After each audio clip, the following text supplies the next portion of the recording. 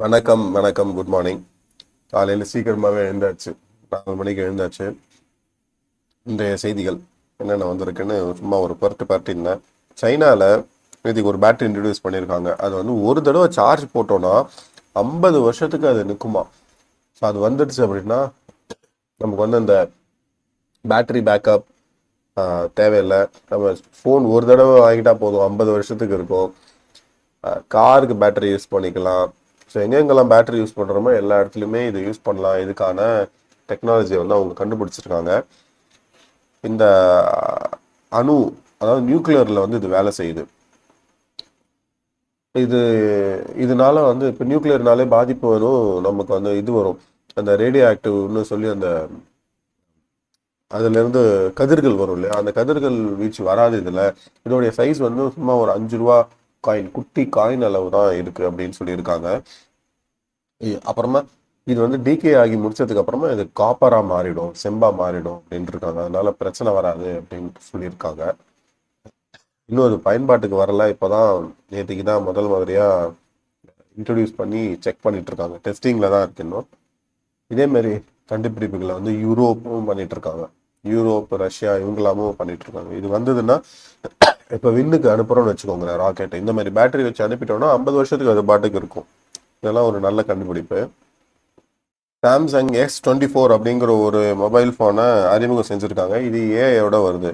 இதில் ஒரு என்ன ஸ்பெஷாலிட்டி அப்படின்னா, நான் தமிழில் பேசலாம், நீங்கள் இங்கிலீஷில் பேசலாம். நீங்கள் இங்கிலீஷில் பேசுறது எனக்கு தமிழில் கேட்கும், நான் தமிழில் பேசுறது உங்களுக்கு இங்கிலீஷில் கேட்கும். இந்த ஃபோன் நேத்திக்கு அறிமுகம் செஞ்சுருக்காங்க.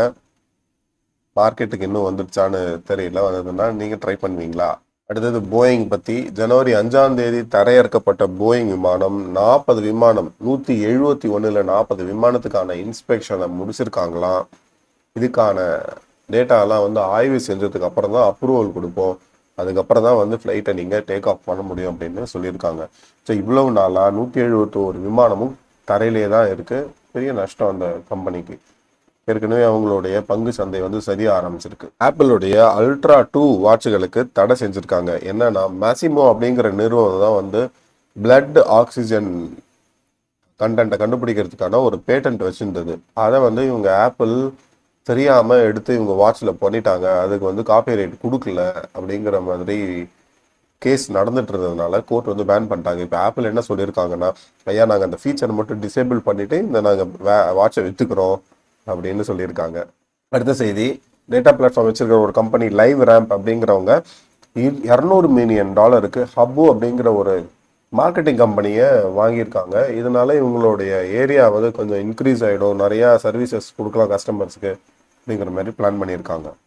டெஸ்லா கிட்டேருந்து வந்துருக்கிற செய்தி, சைனாவில் எலக்ட்ரிக் வெஹிக்கிளோட டிமாண்ட் ரொம்ப கம்மியாகி காம்படிட்டர் நிறையா இருந்ததுனால விலை குறைஞ்சிது.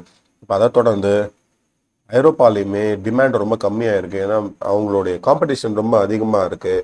BMW, அப்புறம் பென்ஸு, வோல்ஸ்வாகன் இவங்கெல்லாம் இருக்கிறதுனால டெஸ்லா யூரோப்லேயும் 10% வரைக்கும் அவங்களுடைய கார்லாம் ரேட்டை குறைச்சிருக்காங்க. அவங்களுடைய ஷேர் ப்ரைஸுமே ரொம்ப குறைய ஆரம்பிச்சிருச்சு. வேர்ல்டு எக்கனாமிக் ஃபாரம் சுவிட்சர்லாண்டில் நடந்துட்டு இருக்கு. அதில் என்ன சொல்லியிருக்காங்கன்னா, ரஷ்யாவுடைய சொத்து 300 பில்லியன் வந்து வெஸ்ட் கிட்ட இருக்கு, மேற்கத்திய நாடுகள்கிட்ட.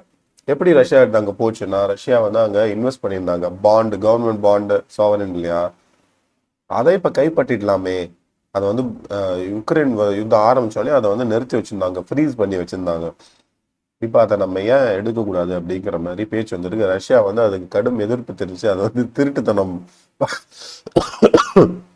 என் சொத்தை எடுத்தீங்கன்னா அது ரொம்ப திருட்டுத்தனம், அதுக்கு நீங்கள் பதில் சொல்லி ஆகணும் அப்படிங்கிற மாதிரி ரஷ்யா சொல்லியிருக்காங்க. அந்த பக்கம் கொஞ்சம் திரும்பி அர்ஜென்டினாவை பார்த்தோன்னா இப்போதான் நம்பர் 1 ஆனாங்க. இதில் பண வீக்கத்தில் வெனசுலாவை தாண்டி. அது ஒரு 2 நாள் முன்னாடி செய்தி பார்த்தோம். இப்போ வேர்ல்டு எக்கனாமிக் ஃபாரம் சுவிட்சர்லாண்டில் அதோடைய தலைவர் போய் அங்கேயும் போய் கதறிட்டு வந்திருக்காரு. எங்கள் ஊரில் பாவர்ட்டி, அதாவது இது வறுமை ரொம்ப அதிகமாயிடுச்சு, பணவீக்கம் ரொம்ப அதிகமாயிடுச்சுப்பா அப்படின்னு சொல்லி அங்கே வந்து பேசிட்டு வந்திருக்காரு. அமெரிக்கா ஹவுதீஸ் டெரரிஸ்ட்னு ஏற்கனவே சொல்லியிருந்தாங்க. இப்போ திரும்பி ஹவுதீஸ் வந்து அடுத்த தாக்குதல் நடத்தியிருக்காங்க. கெங்கோ அப்படின்னு ஒரு கப்பல், அந்த கப்பலை வந்து அது ஃபாஸ்பேட் ராக் கற்களை வந்து எடுத்துகிட்டு போயிருந்த கப்பலை, அது US கப்பலை ஹவுதீஸ் அட்டாக் பண்ணியிருக்காங்க. அது கூட தப்பிச்சிருச்சு. ஏதாவது டேமேஜ் இருக்கா அப்படின்னு கேட்டால் இல்லை, ஒன்றும் பெருசாக இல்லை, நாங்கள் அந்த ஏரியா விட்டு வெளில வந்துட்டோம், தாண்டும் போதும் வந்து அவங்க மிசைல் அனுப்பிச்சிருக்காங்க, சும்மா லைட்டான சேதாரம் தான் இருக்குது தவிர மற்றபடி ஒன்றும் இல்லை அப்படின்னு அந்த கப்பலில் இருந்தவங்க சொல்லியிருக்காங்க. யாருக்கும் எதுவும் பெருசாக ஆபத்து வரல. அப்படி அந்த ஆப்பிள் பக்கம் திரும்பினோம் அப்படின்னா, நிறைய அட்டார்னி ஜெனரல்லாம் என்ன பண்ணியிருக்காங்க, ஆப்பிளோடைய ஹார்ட்வேர், ஐஃபோன் ஐபேடில் இருக்கிற ஹார்ட்வேர் வந்து காம்படிட்டிவாக இல்லை, அதாவது யார் நினைச்சாலும் அவங்களுடைய ஃபோனில் வந்து போய் சாஃப்ட்வேரை ரன் பண்ண முடியாது அப்படின்னு சொல்லி ஒரு ஆன்டி ட்ரஸ்ட் லா மார்ச் மாதம் ஃபைல் பண்ணலாம் அப்படிங்கிற மாதிரி ஒரு செய்தி வெளியாகிருக்கிறது. இவங்க எஸ்கேப்பே ஆக மாட்டாங்க போல இருக்கு இவங்க.